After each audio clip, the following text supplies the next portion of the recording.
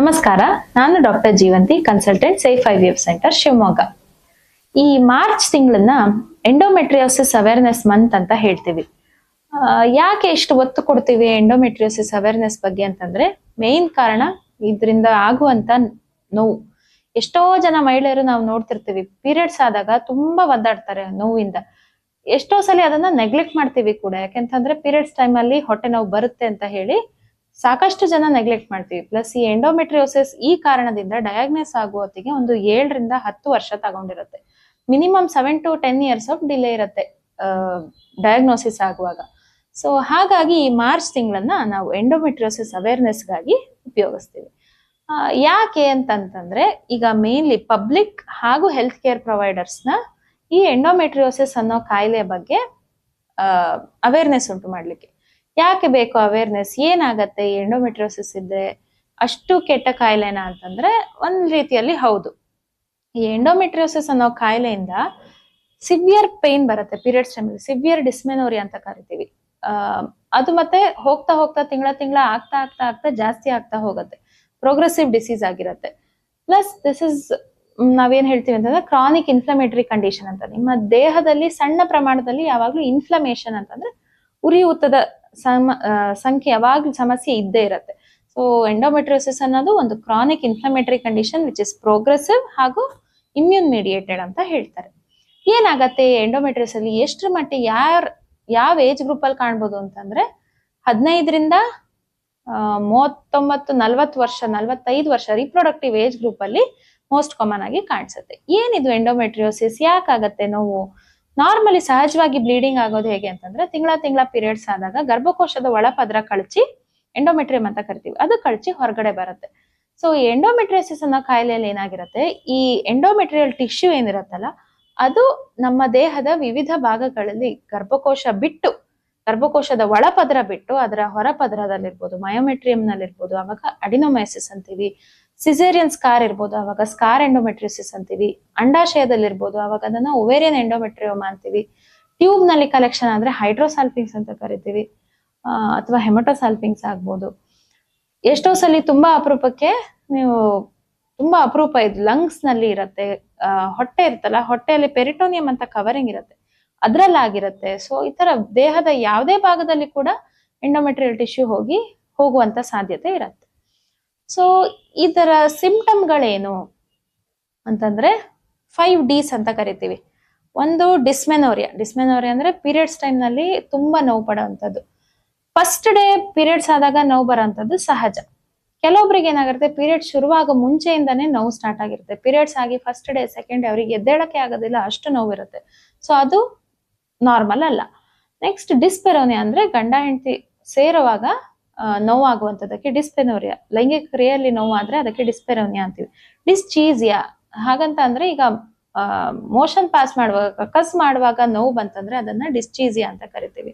ಡಿಸೂರಿಯಾ ಅಂದ್ರೆ ಮೂತ್ರ ಮಾಡುವಾಗ ಕೂಡ ನೋವು ಆಗುವಂತ, ಇದು ಸೈಕ್ಲಿಕಲ್ ಪೇನ್ ಇರುತ್ತೆ, ಪೀರಿಯಡ್ಸ್ ಟೈಮ್ ಹತ್ರ ಬಂದಾಗ ಸ್ಟಾರ್ಟ್ ಆಗುತ್ತೆ.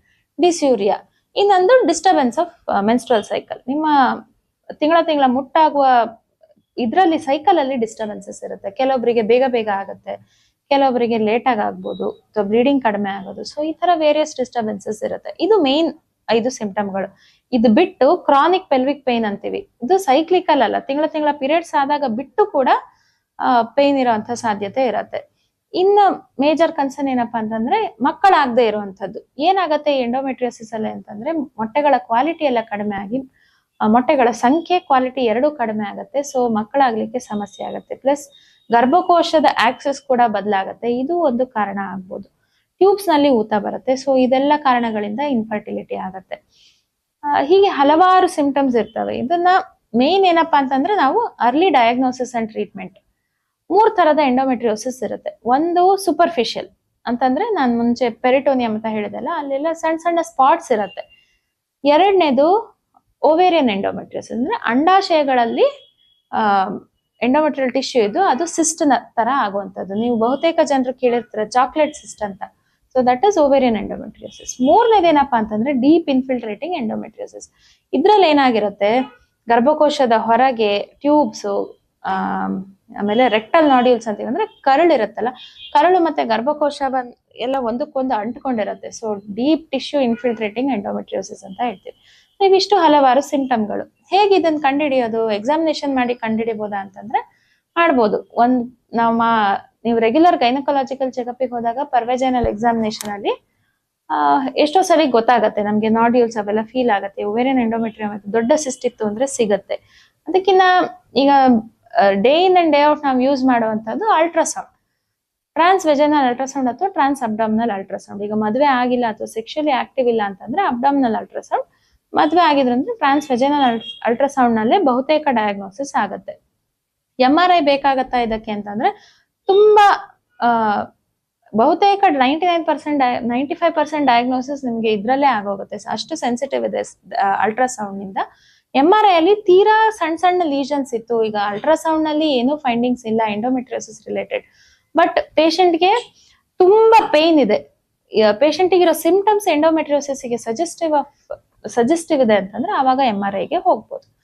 ಇದಕ್ಕೆ ಗೋಲ್ಡ್ ಸ್ಟ್ಯಾಂಡರ್ಡ್ ಮ್ಯಾನೇಜ್ಮೆಂಟ್ಗೆ ಬಂದಾಗ ಒಂದು ನಾವು ಮೆಡಿಕಲ್ ಮ್ಯಾನೇಜ್ಮೆಂಟ್, ಇನ್ನೊಂದು ಸರ್ಜಿಕಲ್ ಮ್ಯಾನೇಜ್ಮೆಂಟ್. ಯಾರಿಗೆ ಮೆಡಿಕಲ್ ಮ್ಯಾನೇಜ್ಮೆಂಟ್ ಬೇಕಾಗತ್ತೆ? ಈಗ ಮೇನ್ಲಿ ಪೇನ್ ರಿಲೀಫಿಗೆ. ಎಂಡೋಮೆಟ್ರಿಯೋಸಿಸ್ ಮಾತ್ರೆಯಿಂದ ಕಾಯಿಲೆನ ಕಂಪ್ಲೀಟ್ ಗುಣಪಡಿಸ್ಲಿಕ್ಕೆ ಆಗಲ್ಲ, ಬಟ್ ಅದರಿಂದ ಆಗಿರೋಂಥ ಪೇನ್ ಏನಿದೆ ಫಸ್ಟ್ ಟ್ರೀಟ್ಮೆಂಟ್ ಪೇನ್ ರಿಲೀಫಿಗೆ ಕೊಡ್ಬೋದು. ಸೈಕ್ಲಿಕಲ್ ಓಸಿಪಿಲ್ಸ್ ಇರ್ಬೋದು, ಪ್ರೊಜೆಸ್ಟ್ರಾನ್ಸ್ ಇರ್ಬೋದು, ಈಗ ಹೊಸದಾಗಿ ಡೈನೋಜೆಸ್ಟ್ ಅಂತ ಬಂದಿದೆ, ಆದ್ಮೇಲೆ ಈಗ ಒನ್ ಮೋರ್ ನ್ಯೂಯರ್ ಮಾಲಿಕ್ಯೂಲ್ ಬಂದಿದೆ, ಇಲಾಗೋಲಿಕ್ಸ್ ಅಂತ. ಸೊ ಇವೆಲ್ಲ ಬಹುತೇಕ ಮೆಡಿಕಲ್ ಮ್ಯಾನೇಜ್ಮೆಂಟ್ಗೆ ಬರುತ್ತೆ. ಸರ್ಜಿಕಲ್ ಮ್ಯಾನೇಜ್ಮೆಂಟ್ ಬಂದಾಗ ಲ್ಯಾಪ್ರೋಸ್ಕೋಪಿ ಅಂತ ಹೇಳ್ತೀವಿ. ಲ್ಯಾಪ್ರೋಸ್ಕೋಪಿ ಯಾವಾಗ್ಲೂ ಗೋಲ್ಡ್ ಸ್ಟ್ಯಾಂಡರ್ಡ್ ಹಾಗೂ ಟ್ರೀಟ್ಮೆಂಟ್ ಇದು, but first surgery for endometriosis is the best surgery.